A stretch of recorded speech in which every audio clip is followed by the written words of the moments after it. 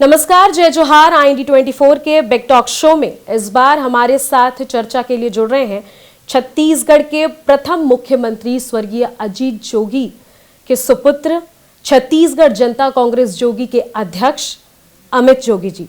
Sir, बहुत बहुत स्वागत है आपका। थैंक यू हमारे शो में समय देने के लिए। Thank you. तो बिना आपका वक्त जाया करे हम बढ़ते हैं सवालों की ओर, जिसमें से मेरा सबसे पहला सवाल आपसे ये होगा कि बचपन से ही क्या पिताजी की रूपरेखा के हिसाब से पॉलिटिशियन ही बनना था, या अमित जोगी जी का कोई यूनिक और अलग सपना था, और अगर था तो वो क्या था? देखिए निधि जी, बहुत सिंपल सी बात है। हम लोग जिंदगी में बहुत कुछ अपने लिए तय कर लेते हैं जी बिल्कुल, लेकिन ये कभी नहीं तय कर पाते कि हमारा जन्म कहाँ होगा, किसके घर होगा। बिल्कुल। अब ये इत्तेफाक था, परमेश्वर की ये महिमा थी कि मेरा जन्म इस घर में हुआ, और शुरू से ही मुझे प्रेरणा मेरे पिताजी से ही मिलती रही। मेरे ऊपर कई वो कंट्रोवर्सीज आई। लोगों ने ये कहा कि भाई ये तो अमेरिकी नागरिक है। तो हाँ, मेरा जन्म अमेरिका में हुआ, पर उसमें मेरा कोई रोल नहीं था। बिल्कुल। ये तो परिस्थितियां ऐसी थीं। मेरे पिताजी तब एक बहुत यंग कलेक्टर हुआ करते थे, सीधी जिले में थे। सीधी में उस समय क्या, अभी भी मैं समझता हूँ कि उस तरह की स्वास्थ्य इंफ्रास्ट्रक्चर वहाँ पर नहीं है। और वैसे भी हमारे देश में एक रिवाज रहता है कि जो पहली डिलीवरी होती है वो अक्सर मायके में ही जाके वो कराई जाती है। जी जी जी। तो मेरी माँ का एक तरह से कहा जाए मायका जो है, क्योंकि उनकी बहन अमेरिका में थी, खुद डॉक्टर थी, मेरी नानी भी वहीं अमेरिका में थी जी। तो स्वाभाविक रूप से वो वहीं गई और वहीं मेरा जन्म हुआ। तो मैं एक अमेरिकी नागरिक के रूप में जन्मा। जी। पर जब मैंने होश संभाला, और होश संभालने से मतलब मेरा यह है कि कानूनी रूप से जब मैं बालिग बना, तो फिर मेरे सामने ये विकल्प था कि क्या मैं अमेरिकन सिटीजन रहूँगा या क्या मैं इंडियन सिटीजन रखूँगा। तो अधिकांश जो धारा है आज की तारीख में छत्तीसगढ़ की अगर हम लोग बात करें या देश की बात करें, तो जो सबसे बड़ी समस्या है वो है ब्रेन ड्रेन का। जो हमारा बेस्ट टैलेंट है वो छत्तीसगढ़ में नहीं रहता है, वो पूना चले जाएगा, हैदराबाद चले जाएगा, बेंगलोर चले जाएगा। थोड़े समय बाद वो आपको जर्मनी में, लंदन में, अमेरिका में मिलेंगे। हम लोग अपने टैलेंट को रिटेन नहीं कर पा रहे हैं। ये समस्या पूरे देश में है। मैं उस प्रवाह के विपरीत चला, अमेरिकन बॉर्न रहा, लेकिन बाय चॉइस मैंने इंडियन सिटीजनशिप ग्रहण करी। जी बिल्कुल। और मैं बिग टॉक के सभी मेरे नौजवान दर्शकों से यही कहना चाहूँगा, साथियों से ये कहना चाहूँगा कि हम लोग इधर उधर न भागें। छत्तीसगढ़ को, रायपुर को, बिलासपुर को, दुर्ग को हम सिंगापुर बना सकते हैं अगर हमें वो जज्बा हो। बिल्कुल। और ये बात जो आपका मूल प्रश्न है, मैंने अपने पिताजी से सीखी है। ओके। उन्होंने चुनौतियों का सामना किया, बड़ी सारी चुनौतियां आई। अंत में तो ये हो गया था कि वो चल भी नहीं पा रहे थे, पर कहीं पर भी हौसले में उन्होंने कमी आने नहीं दी। तो बचपन में कुछ ऐसी थिंकिंग थी क्या सर कि ये बनना है? जैसे हर एक बच्चे की थिंकिंग होती है, डॉक्टर बनना है, इंजीनियर बनना है, पायलट बनना है। अमित जोगी जी की क्या थिंकिंग थी? हर प्रकार की थिंकिंग रही होगी। अच्छा। पर एक थिंकिंग जो नहीं थी जी, मुझे पॉलिटिशियन बिल्कुल नहीं बनना था। अच्छा, ओके, ये नया हो गया हमारे लिए। कोई भी आज की तारीख में आप देखो, समझदार व्यक्ति बिल्कुल वो पॉलिटिक्स की दलदल से अपने आप को अलग रखेगा, दूर रहेगा। और परिस्थितियां ऐसी बनी कि मुझे राजनीति में आना पड़ा। नहीं तो मैं तो बिल्कुल भी पॉलिटिक्स से अपने आप को अलग रख के चल रहा था, पर डेस्टिनी है, अब पॉलिटिक्स में आ गए हैं। पर मैं अपने आप को बहुत अकेला महसूस करता हूँ पॉलिटिक्स में। मैं बड़ी विनम्रता के साथ ये बोल रहा हूँ, पॉलिटिक्स में अच्छे लोग भी हैं, पर जो मेजॉरिटी है लोग पॉलिटिक्स में गलत कारणों से आ रहे हैं। पॉलिटिक्स को एक व्यवसाय के रूप में देख रहे हैं, एक बिजनेस के रूप में देख रहे हैं, जबकि पॉलिटिक्स इज अबाउट सर्विस। और अच्छे लोग आएंगे, हम लोग घर में बैठ के बड़ा कोसते हैं, अरे ये नेतागिरी इतनी गंदी हो गई है, ये हो गई है।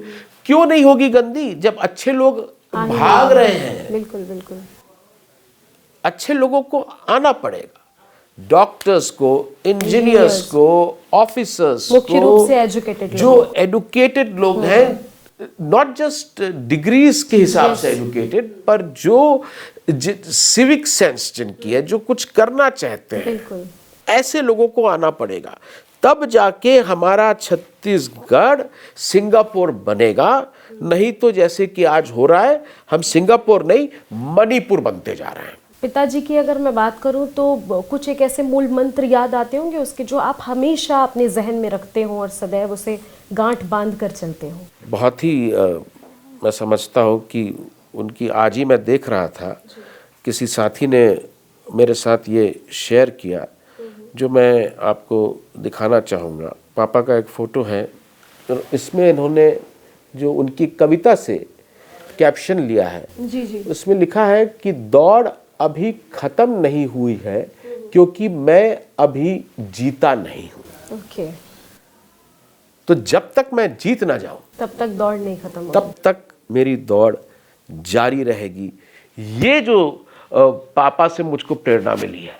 चुनौतियां आएंगी, हार जीत लगी रहेगी, लेकिन दौड़ना जरूरी है, और पूरे तन मन धन से एकाग्रता के साथ we have to win this race. Congress की अगर मैं बात करूं तो पुराना नाता रहा है आपका कांग्रेस से, आज भी है। कांग्रेस में वापस जाने की, कांग्रेस के साथ एक बार फिर से पुनर्गठन करने की चर्चाएं चल रही थी। ऐसा क्या हुआ उस वक्त और अब क्या स्थिति है, ये जानना चाहती हूँ। मेरी तरफ से तो मेरा बहुत क्लियर है जी। मेरा जो टारगेट है, और मुझे लगता है कि केवल मेरा ही नहीं, अधिकांश लोगों का ये है कि जो ये अलगाववादी ताकतें हैं, जो नफरत की राजनीति कर रहे हैं, जो हमारे प्रदेश को धर्म के, जाति के आधार पर तोड़ने का काम कर रहे हैं, ऐसी ताकतों को हमें रोकना पड़ेगा। मेरा सीधा सीधा मतलब है आरएसएस, भारतीय जनता पार्टी से। और वो तभी रुक सकता है इनका कारवां जब हम सब एक ना हो जाएं। और मैं निशर्त एक होने के लिए तैयार हूं। अब सामने वाले क्यों नहीं ले रहे हैं, मैं हमेशा बोलता हूं, मुझे खुद नहीं समझ में आता है। जिस पार्टी का पूरा इनकमिंग कॉल बंद हो गया है, केवल आउटगोइंग ही चल रहा है, वहां मैं हूं जो बार बार नंबर लगाता हूं, पर कोई जवाब ही नहीं है। वहाँ के बड़े नेता बोलते हैं हमें सबकी ज़रूरत है, पर अमित जोगी की ज़रूरत नहीं है। तो अब ऐसा क्या है, ये तो आपको उनसे पूछना पड़ेगा। पर जहाँ तक अमित जोगी की बात है, मैं as a soldier, not as a general, not as a leader, as a soldier, जो भी मेरी उपयोगिता है, जो भी मेरी क्षमता है, मैं अपना 100% इस प्रदेश के लोगों में जो आपसी प्यार है, जो आपसी सद्भाव है, जो हमारी एकता है, उसको बचाने के लिए मेरे खून का, मेरे पसीने का एक एक कतरा मैं न्यौछावर करता हूँ। ये मेरा संकल्प है। सर, जब आपने पत्र लिखा उस वक्त भी किसी से बात नहीं हुई आपकी? आपने अपनी बात जाकर रखी, या ऐसा लगा हो आपके कि चलो एक बार मिलकर बैठकर बात ही करके देखें? देखिए, मेरे पिताजी तो अब हैं नहीं। जी बिल्कुल। हमारा बहुत लिमिटेड एक फैमिली तो हमारी बहुत बड़ी, मैं तो मानता हूँ कि पूरे छत्तीसगढ़ के जो 3.25 करोड़ लोग हैं वो मेरी फैमिली है। पर हमारे जो आज की तारीख में मेरी घर की जो मुखिया हैं वो मेरी माँ डॉक्टर रेणु जोगी हैं। उन्होंने जब कोई पत्र लिखा है तो स्वाभाविक रूप से, और मुझसे लोगों को आपत्ति हो सकती है, डॉक्टर रेणु जोगी जी से क्या आपत्ति है, उनको क्यों नहीं ले रहे हैं? और आप तो बिग टॉक में बिग लोगों से बात करती हैं, तो जब उन बिग लोगों से बात करेंगी तो मेरी तरफ से जरूर ये प्रश्न पूछेगा। बिल्कुल पूछूंगी मैं ये प्रश्न। Thank you. अभी अगर मैं बात करूं सर, तो अपनी पूरी स्थिति और अपनी पार्टी की पूरी स्थिति को आप कैसे देख पा रहे हैं आगे के भविष्य के लिए? देखिए, मैं ये मानता हूँ कि पार्टी अपनी जगह है, पर सबसे इम्पोर्टेंट है पीपल। और पार्टी ठीक है, अपना काम कर रही है, ईश्वर के आशीर्वाद से, छत्तीसगढ़ महातारी के आशीर्वाद से, यहाँ के लोगों के अपार स्नेह से आज छत्तीसगढ़ का एकमात्र मान्यता प्राप्त क्षेत्रीय दल जनता कांग्रेस है। उसका सुप्रीमो, उसका अध्यक्ष होने के नाते एक जवाबदारी मेरी है, पर उस जवाबदारी से कहीं ज़्यादा इम्पॉर्टेंट जवाबदारी छत्तीसगढ़ की प्रजा के प्रति, छत्तीसगढ़ की जनता के प्रति है, और उस जवाबदारी में अमित जोगी कभी पीछे नहीं हटे। पार्टी को और मजबूती देने के लिए हम किस तरीके की रणनीति अपना रहे हैं, किन किन चीज़ों पर फोकस कर रहे हैं, अगर मैं पूछूं तो? देखिए, आज की तारीख में जो मुझको लगता है हमारे प्रदेश की जो प्राथमिकता होनी चाहिए, जो लोग फूट डालो राज करो की राजनीति कर रहे हैं जी, ऐसे लोगों को एक्सपोज करना है हमें। आज की तारीख में भारतीय जनता पार्टी की सरकार है, और उस सरकार का केवल और केवल 3 उद्देश्य है। पहला उद्देश्य उत्तर छत्तीसगढ़ का जो कोयला है वो अडानी को कैसे देना है। दूसरा उद्देश्य जो मैदानी छत्तीसगढ़ में हमारा सीमेंट है, हमारा जो पावर है, हमारा स्टील है, वो कैसे अडानी को देना है। ये दोनों उद्देश्य पूरे हो चुके हैं। अब जो तीसरा उद्देश्य है उस पे काम हो रहा है। दक्षिण छत्तीसगढ़ में जो लोहा है वो कैसे अडानी को सौंपना है, इस पर अब काम चल रहा है। पूरे छत्तीसगढ़ को ये लोग अडानीगढ़ बना रहे हैं, इसको हमें रोकना पड़ेगा, और ये हमारी टॉप नंबर 1 प्रायोरिटी होनी चाहिए। आपको लगता है कि इस बात का विरोध जिस तरीके से विपक्षी पार्टी को करना चाहिए वो कर रही है? बिल्कुल नहीं कर रही है। वो कहने में बहुत दुख हो रहा है। जब लोग विपक्ष में रहते हैं तब तो ठीक है, उनको ये अडानीगढ़ और ये सब याद आता है। जैसी सरकार में पहुंचते हैं वही लोग लग जाते हैं पूरी संपदा को अडानी को देने में। जब विपक्ष में रहते हैं तो फिर बड़ी जोर शोर से शराबबंदी की बात करते हैं, और जब सरकार में आते हैं, पावर में आते हैं, तो मदिरा प्रेमी बन जाते हैं। आज मुझे इस बात का दुख है, एक छत्तीसगढ़ के सिटीजन होने के नाते, कि छत्तीसगढ़ में हमारे संविधान हमें एक मुख्यमंत्री देता है, हमें मंत्रिमंडल देता है, हमें नेता देता है, और उनको सारे पावर हमारे बिहाफ पे देता है। लेकिन आज की तारीख में छत्तीसगढ़ में सरकार नाम की कोई चीज नहीं है। कोई अगर मुझको ये बता दे कि ये सरकार आखिर चला कौन रहा है। छत्तीसगढ़ के मुख्यमंत्री तो सरकार नहीं चला रहे हैं, छत्तीसगढ़ के जो माननीय मंत्री हैं वो भी सरकार नहीं चला रहे हैं। ये सरकार अगर कोई चला रहा है तो गुजरात के 4 लोग चला रहे हैं बस। ये छत्तीसगढ़ की ट्रेजेडी है कि 3-3.25 करोड़ के हम लोग हैं छत्तीसगढ़िया लोग, और हम लोग अपनी डेस्टिनी को, अपनी नियति को ही नियंत्रित नहीं कर पा रहे हैं। तो स्टेटहुड का राज्य बनाने का मतलब क्या है जब हम अपने बच्चों को नौकरी नहीं दे पा रहे हैं?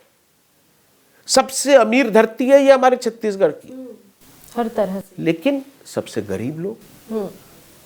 छत्तीसगढ़ में। ये छत्तीसगढ़ को जब मैं बोलता हूँ अडानीगढ़, अब बाकी विपक्ष के लोग भी उसको बोलने लगे हैं।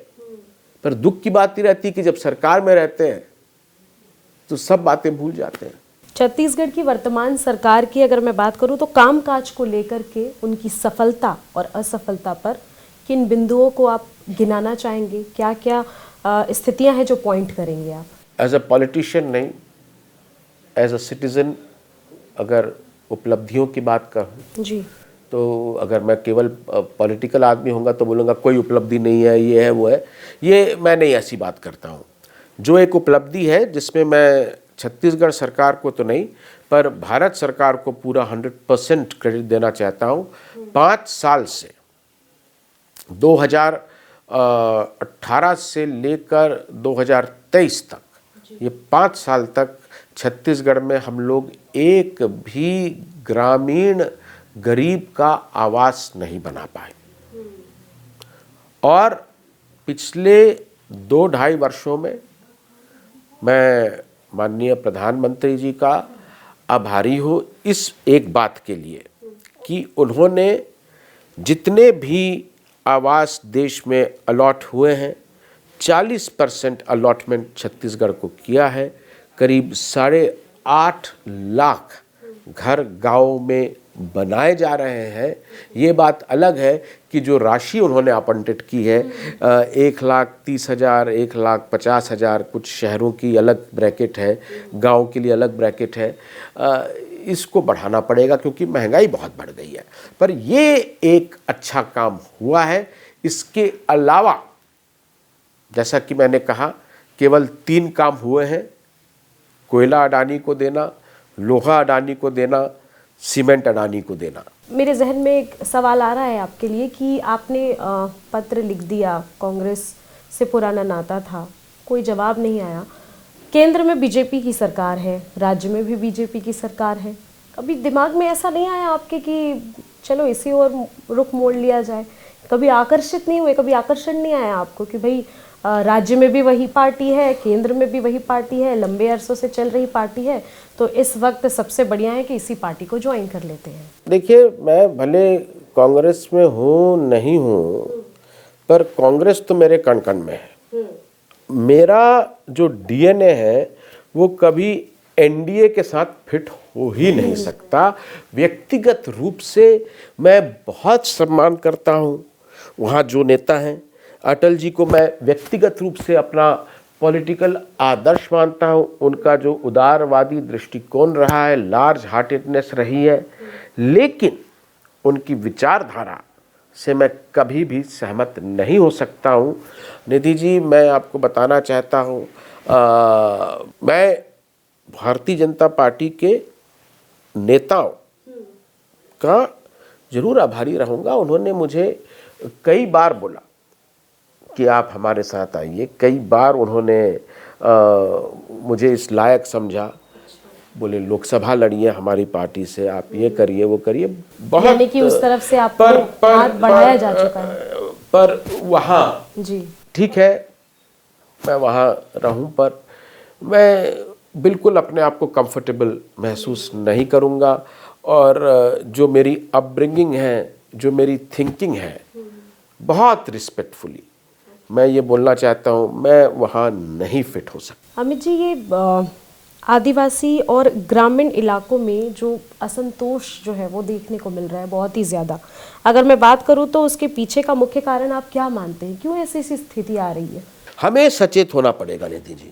और मैं साफ साफ ये आपके दर्शकों को बोलना चाहता हूँ कि हमें डिसाइड करना पड़ेगा, हमें बड़ा क्लियर होना पड़ेगा कि हमारा दुश्मन कौन। जो आदिवासी इलाकों में हो रहा है, धर्म के नाम पर, जाति के नाम पर जी, एक दूसरे से भिड़ाने का काम। आपने बड़ा बड़ा पोस्टर लगा दिया, बोर्ड लगा दिया कि यहाँ पर हम इस धर्म विशेष के लोगों को आने नहीं देंगे।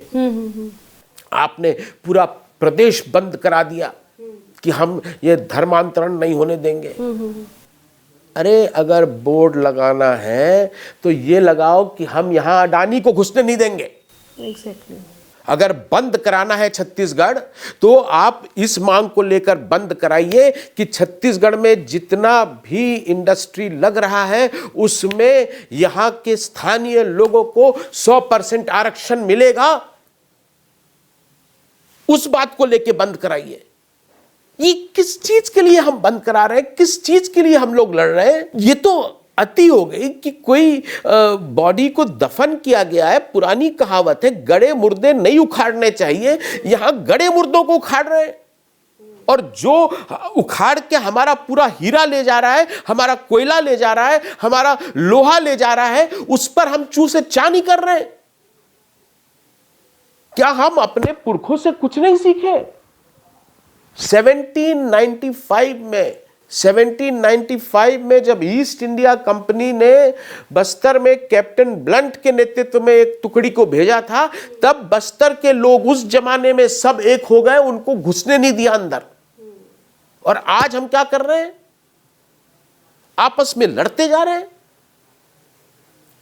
यह बिल्कुल गलत है। ये धार्मिक और सामाजिक जो तनाव बन रहा है उसको लेकर आपकी क्या राय है, और क्या लगता है कि सरकार को किस तरीके की भूमिका अदा करनी चाहिए इसमें? सरकार तो जो भूमिका अदा कर रही है वो कर रही है, पर मुझे लगता है कि समाज को, और विशेषकर मुझको लगता है कि हमारे यहाँ पे जो दो प्रमुख समाज हैं जी, सतनामी समाज है और कबीरपंथियों का समाज है। मैं चाहूँगा कि जो इन समाज के प्रमुख लोग हैं, जिन पर हम लोगों की आस्था है, वो पहल करें। उनके मुंह से मैं सुनना चाहता हूँ ये एकता और भाईचारे की संदेश। मन के एक समान का जो संदेश है वो सदगुरु कबीर साहेब का संदेश है, वो परम पूज्य बाबा गुरु घासीदास जी का संदेश है। उनके जो वंशज हैं उनके मुंह से मैं ये संदेश सुनना चाहता हूँ आज मेरे छत्तीसगढ़ में। अमित जी, लगातार ये जो धर्मांतरण के किस्से आ रहे हैं, भाजपा का कहना है कि ज़बरदस्ती जो ग्रामीण वासी हैं, जो अनपढ़ हैं, उन्हें बहला फुसलाकर कन्वर्ट कराया जा रहा है। आप इससे कितना ताल्लुक़ रखते हैं और क्या सोचते हैं कि क्यों जब कन्वर्ट कराया जाता है तो क्या वो लोग जो कन्वर्ट हो रहे हैं उनके पास खुद का दिमाग नहीं होता कि वो एक धर्म को छोड़कर दूसरे धर्म में अगर जाते हैं तो गलती किसकी कितनी जायज़ है इसमें? देखिए, हमारा जो संविधान है बड़ा क्लियर है। एक बात निधि जी जो मैं बहुत क्लियर करना चाहता हूँ, जो मेरी आस्था है, जो मेरा विश्वास है, वो मेरा पर्सनल मामला है, मेरा निजी मामला है। मैं अल्लाह को मानूं, मैं राम को मानूं, मैं ईसा मसीह को मानूं या किसी को भी ना मानूं, इसकी स्वतंत्रता मेरे देश का संविधान बाबा साहब अंबेडकर मुझको देते हैं और ये मेरा निजी मामला है।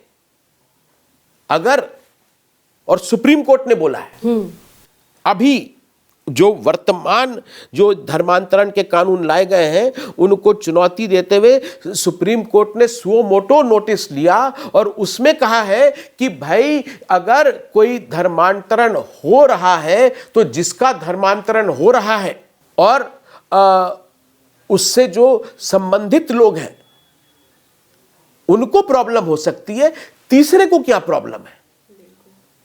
ये बेगानी शादी में अब्दुल्ला क्यों दीवाने हो रहे हैं? ये मेरे और मेरे ईश्वर के बीच में, मेरे और मेरी आस्था के बीच का प्रश्न है। इसमें ये कौन आ गए हैं धर्म के ठेकेदार लोग?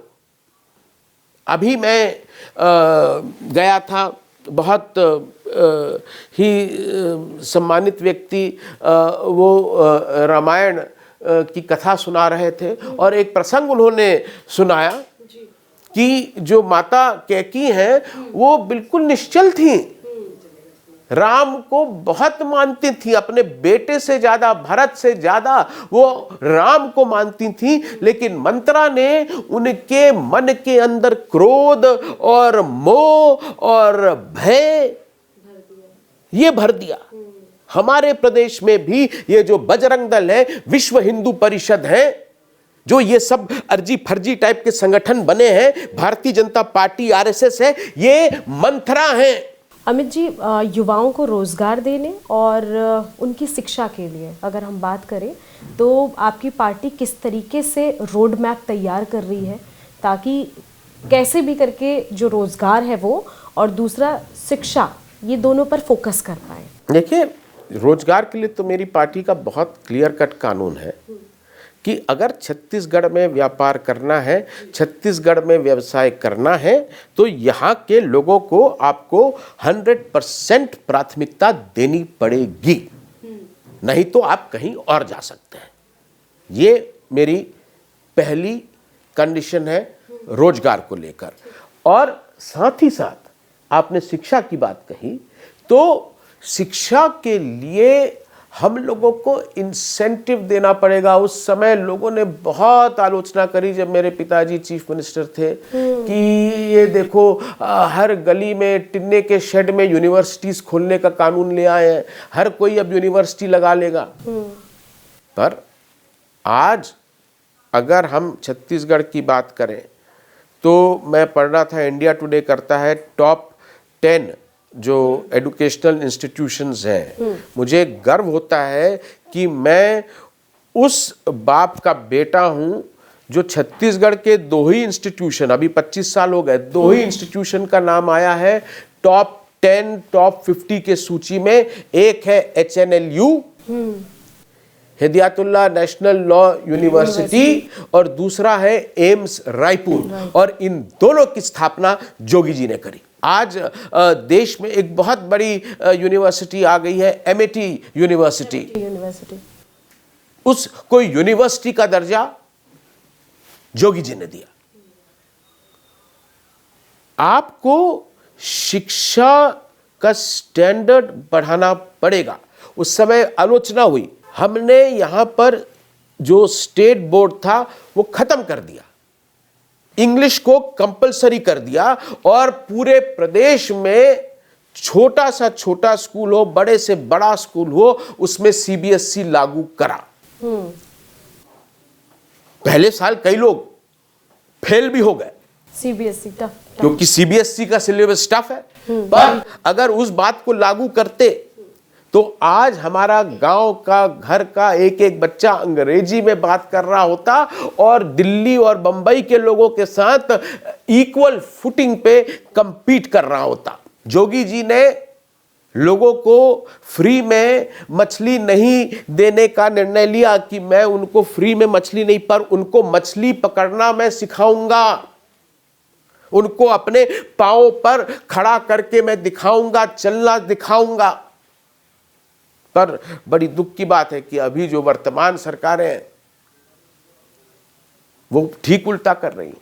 ये हर बार आप पर आरोप लगते रहते हैं कि राजनीतिक अवसरवाद के, और इस दौरान बहुत सारी कंट्रोवर्सियों से भी आपको सामना करना पड़ता है। कैसे डील करते हैं इससे आप? अवसरवाद, आप देखिए, अवसरवादी होता तो मैं जितना लंबा पूरे छत्तीसगढ़ के इतिहास में मैं विपक्ष में बैठा हूं जी, कोई और नहीं है। ऑब्वियसली अगर अवसरवादी होता तो कई बार सरकार में आ जाता, पर मेरे लिए ये सब मायने नहीं रखता है। मैं तो आपको बोल रहा हूं, आपके चैनल को बोल रहा हूं कि आज अगर कोई बोलता है आप CM बन जाओ या ये बनो, मेरे को कोई इंटरेस्ट नहीं है। I am not interested in the post. पद में मेरा इंटरेस्ट नहीं है। मेरा इंटरेस्ट यह है कि वो पद लोगों के लिए क्या कर सकता है। छत्तीसगढ़ की जनता के लिए आपका स्पष्ट संदेश क्या होगा, खासकर के उन युवाओं के लिए जो राजनीतिक रूप से निराश हो जाते हैं? आप अगर निराश हो गए, हार गए, थक गए, तो फिर हम लड़ाई शुरू होने से पहले ही युद्ध को हार चुके हैं।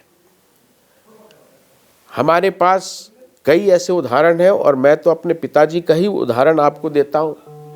उन्होंने क्या, मैंने जो आपको बोला शुरू में भी, दौड़ अभी बाकी है क्योंकि मैं जीता नहीं हूं। छत्तीसगढ़ जो है, मेरे पिताजी बोलते थे, मैं भी बोलता हूं, वो जो बात वो उस समय बोलते थे आज भी लागू है। छत्तीसगढ़ की हमारी धरती दुनिया की सबसे अमीर धरती है, दुनिया की।